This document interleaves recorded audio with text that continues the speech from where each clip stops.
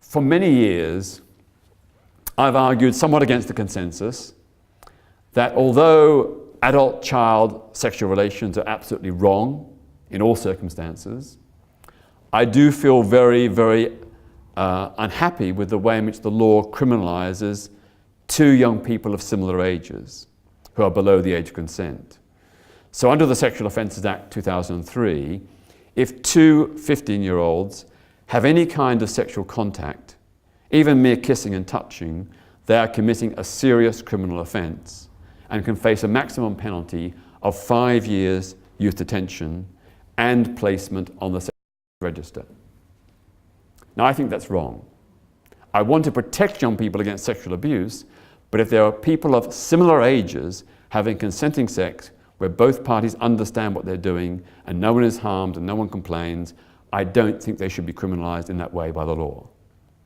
Now, when I pursued this campaign, I knew I was taking a grave risk, because I knew that in this atmosphere many people would try and twist it to say that I was condoning child sex abuse. Of course, I'm not and never would. But I felt it was so important, particularly because people were coming to me with horror stories.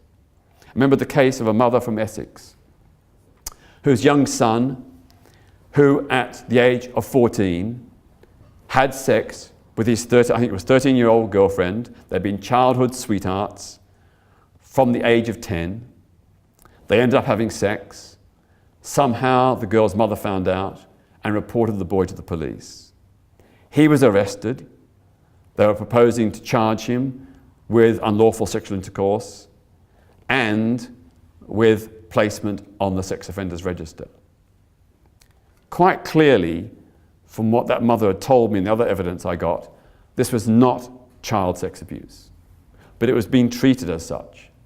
So, helping that mother, I managed to give her the arguments and support so that she eventually negotiated with the police not to charge him.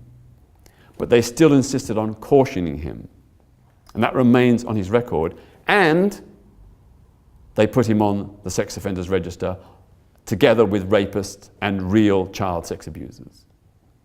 Now that to me is so, so wrong. If there was any coercion, exploitation, manipulation, or abuse within that relationship, I would have said yes. He should be on the sex offenders register, he should be prosecuted and punished. But there was no evidence. Even the police, according to the mother, acknowledged that. So that's what's motivated me. But boy, ever since, I've had such misrepresentation, distortion by people, mostly from the far right, sometimes astonishingly from the far left, and sometimes from devout religious organizations like the Catholic right-wing lobby group Opus Dei. They've misrepresented what I've argued as condoning child sex abuse. So that was a real personal risk, and I've had death threats as a result. But I still stand by that principle. I'm talking about it to you tonight, even though I'm conscious this may reopen the whole issue. Because I believe that in a society that is caring and compassionate towards children, we need to protect them, but we should not prosecute or criminalize them if acts involved are with young people of similar ages, where there is informed consent and where no one is harmed and no one is complaining. That to me is really, really important. Young people need education. Education to help encourage them to make wise, responsible sexual and emotional choices. They need education about consent and abuse. What is the difference? They need education about sexting, about pornography, about abuse. And I find it absolutely astonishingly that in this day and age when we are rightly concerned about child sexual abuse, almost no schools address this issue in sex and relationship education. Yet we know that when it is addressed, mostly in other countries, in Scandinavia and elsewhere, it does empower young people to be much more assertive, to say no to sex they don't want, and to report abusers. That to me is obvious.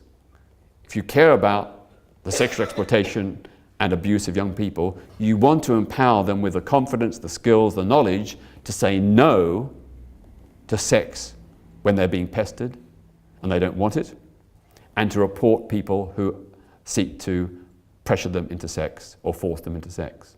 So why isn't it being done in our schools?